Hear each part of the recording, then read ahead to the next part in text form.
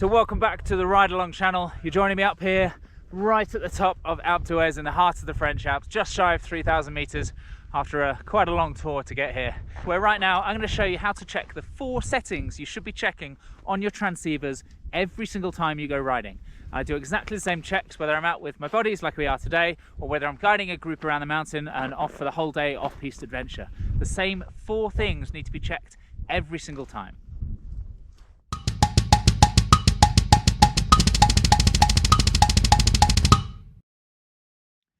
Check number 1 is your battery. As soon as you turn your transceiver on, it's going to give you a battery readout.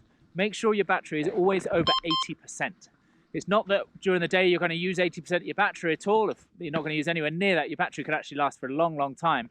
However, when the battery starts to drop, the range that it can send and receive a signal starts to drop as well. You want your battery giving out and receiving maximum possible signal. 80% or less, change the batteries. It only costs a couple of euros for a fresh set of batteries, and it can save your life or save the life of your buddies. Check number 2 is the search setting.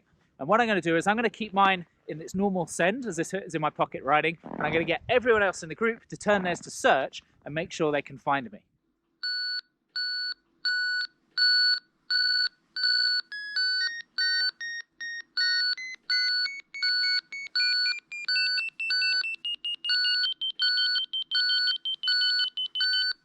We're going to do it at roughly the same distance away, although it's not too important to start with. As long as they can find me within a few meters on their transceiver, that's a good starting place to be at.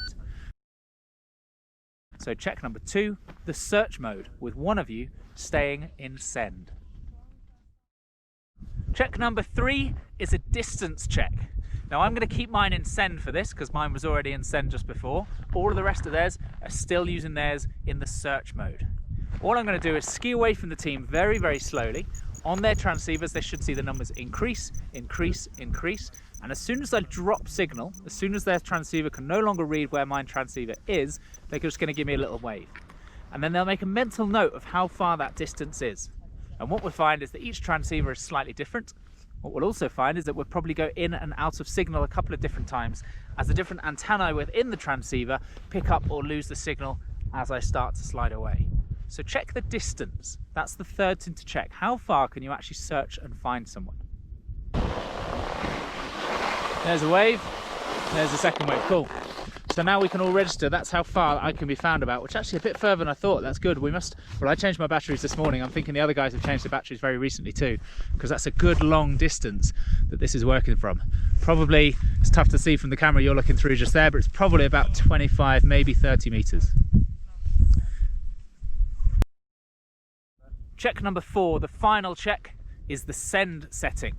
So everyone who's just checked their distance puts theirs back into their pockets, back in the send setting, zips everything up, and they're ready to ride. Me being the leader and being slightly ahead of the group down the hill, I'm going to flick mine into search mode.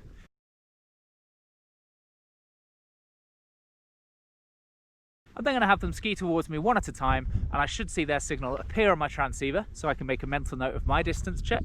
I can also check mine works as search mode. And then they can ski past me. As they ski past me, I'll flag their transceiver just to make sure my flag button works as well. That's the 5th, an extra little bonus check you could do if your transceiver has one. And on that note, if it hasn't, it might be time to start looking at a new one. The flag setting, which cancels one of the signals, is a really useful one if there's multiple burials. If, God forbid, if you have to actually get caught in an avalanche and you have to go and search someone, if there's more than one person there, you can find one and mute that signal, flag the signal, and then carry on to find the next one. So check number 4 is the send signal. Everyone with their kit packed away. I'm going to ski ahead and flag them off as they come past.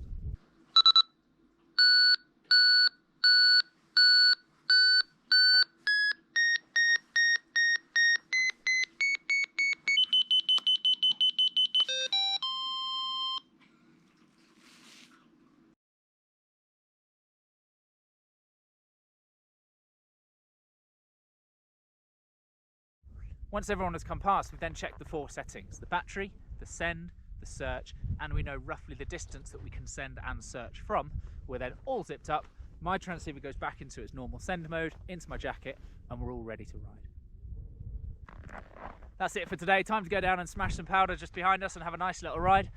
Thanks for joining the channel, and make sure if you like this, you check out some of the other videos I've done. Some instructional ones, some tuitional ones, and some is just me showing you some great off-piste, some great skiing that you can have around outdoors, which is where all of this is going to be filmed at the moment. So make sure you hit that subscribe button, and I'll see you on the next video.